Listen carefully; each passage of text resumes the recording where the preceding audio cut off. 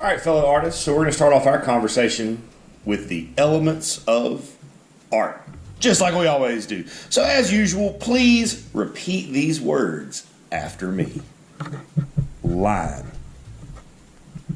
shape, color, texture, form, value, space. So in the drawing that we're going to create today, we are, as usual, we're going to work with line and shape. However, line and shape are not going to be our primary or main focus for today. Our main focuses for today are going to be on color and value. We'll put some rays around them to remind you that they are the most important of these elements for today. That being said, we're going to move on and we're going to discuss our principles of design. Again, please repeat these 7 words after me. Balance, unity, pattern, rhythm, movement, emphasis,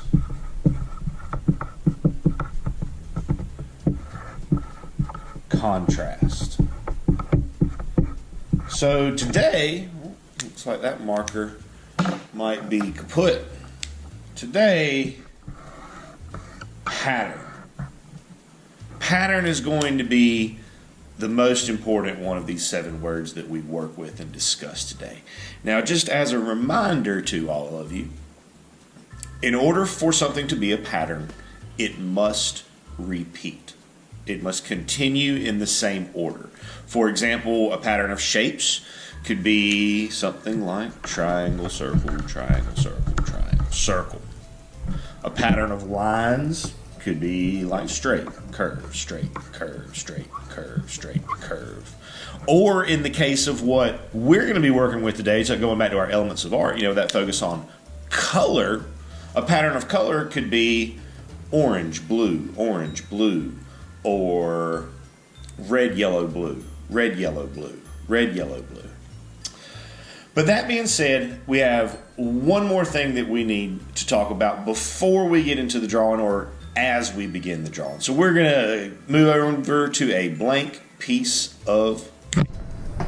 So with what we're doing today, before we get into this right here, first thing I want to mention is that for what we're doing today, it does not matter if you have your paper in portrait, the way I have mine, or if you have it in landscape. It really genuinely does not matter. So for today, you make a decision, make a choice for yourself as the artist, and we'll go with it. I actually think I might leave mine like this. So tool time, this is what we want to talk about. Now, this is actually a lid from a can of coffee, but I am going to use it as a stencil so that we can make a circle on our page. If you are comfortable just drawing your circle, that's fine. But if you're going to do that, we want to make sure that circle is really, really, really, really, really big. That's why I like using the stencil, because it helps me make sure that I'm making everything as big as it needs to be. Now, I am drawing with a pen at the moment because I want to make sure that you all can see what I'm doing. Remember that we want to start with a pencil. That way, if we make some mistakes or some changes, we can change it. But we're going to use this as a stencil. And this, guys, you can look around the house. You can probably find a pretty big circle, something that you can trace around to make yourself a stencil. But we want to start off with getting that circle right there done. So you get that done, pause this, get your circle made, come back, unpause, and we'll move forward. Okay, now that we're done with that stencil, we got that circle made. Next thing we want to do is divide this up into eight sections. I'm going to use a straight edge to do this. You can freehand it if you'd prefer to do it that way. If you don't have a straight edge, you can make one very quickly and easily, which we'll take a look at real quick. So if you need to make a straight edge real quick, this is all you got to do. Take your paper, lay it in front of you in landscape, fold it over in half, fold it over in half again, and voila, straight edge. Anyways, that being said, let's get back to the draw. All right, so with the straight edge, a couple of reminders. First off, you always want to draw your line on the same side you hold your pencil or your pen with. I'm left-handed, so I will always draw on the left-hand side of my ruler. We don't ever want to be trying to reach over the top of the ruler because it just doesn't work very well. So what we want to do here is we want to put a line straight down the middle, and then we want to put a line straight across the middle.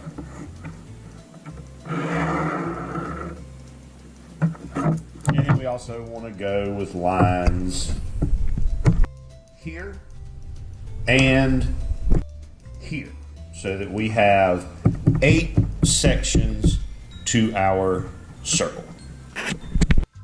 Okay, so before we get into any color, we still want to do some things inside these different sections. So in here what we want to do is we just want to use some lines to create some stripes or grids or anywhere that any type of design that we can use to color in and create a pattern. Now I want to show you up close one of these things and then we'll just kind of power through. So what I want to show you is if you want to make a grid, this is something like a checkerboard. We don't want to try to draw every square one at a time. What you want to do is bring lines all the way across. And then we bring lines all the way across the other way. And that will make that grid pattern for us. So I still need a pattern here and here.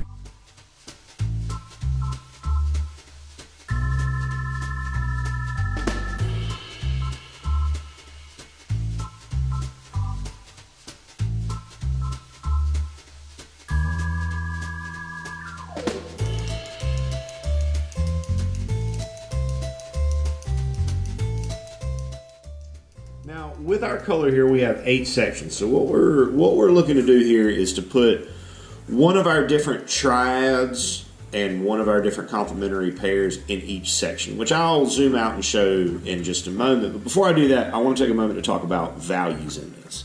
So when we do this, we want to make sure that we use all of our values. So we're going to start by filling it in lightly, and then a little bit darker to make a mid-tone, and then press down really hard to make a dark tone. And we're going to do that for every single one of these. Light, mid, dark. Okay? Now again, I'm not gonna make us sit through here, so I'm gonna continue out with my secondary triad of this green, purple, and orange, and then we'll come back to this and take a look as I move forward. Just keep in mind, remember, light, mid, dark. We can always go back and make it darker. It's very, very difficult to go back and make it light again.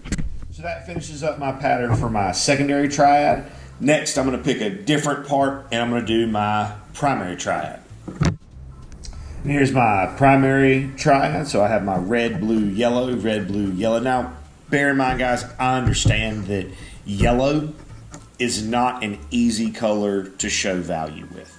To make the values work with the yellows, you have to go extra easy and gentle on your light values.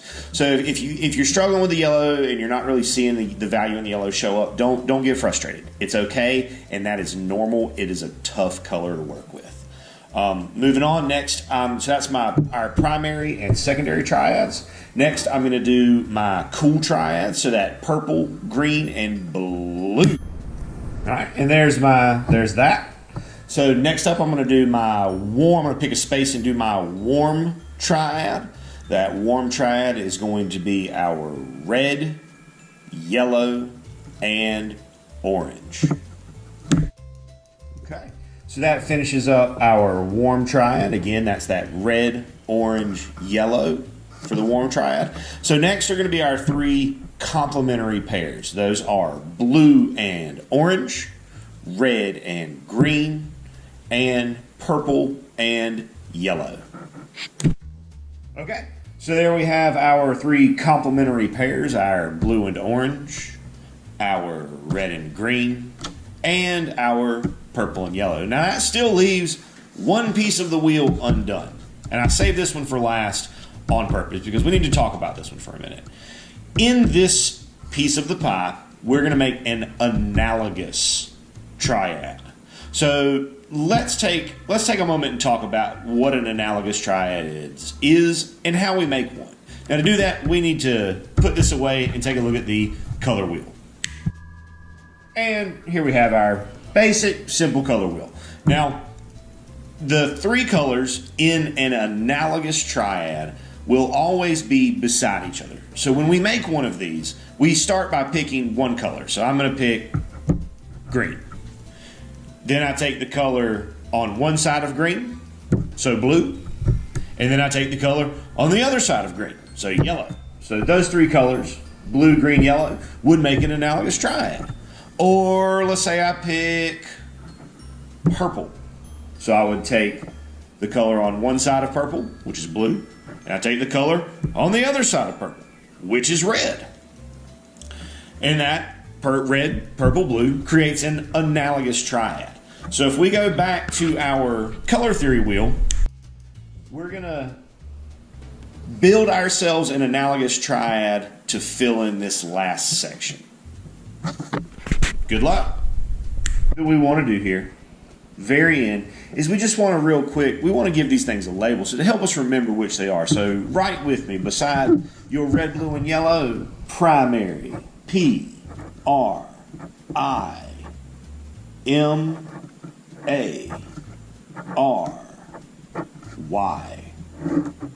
Beside your purple, green, orange, we're going to write secondary, S-E-C-O-N-D-A-R-Y. Secondary. Beside your red, orange, and yellow piece, we're going to write warm. W-A-R-M.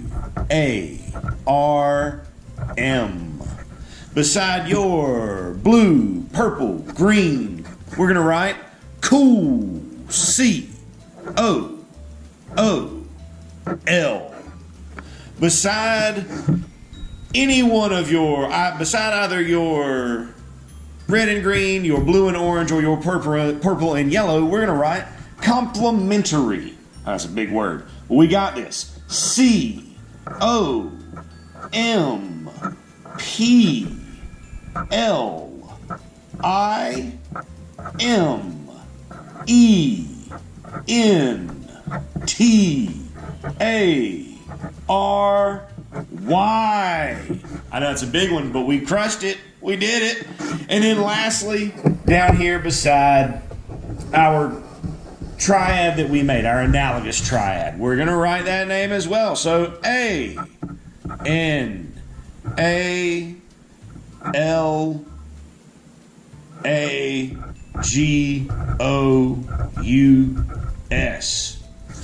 And we're done. Great work, everybody. Hope you have a great rest of your day. And as always, my friends, happy arting.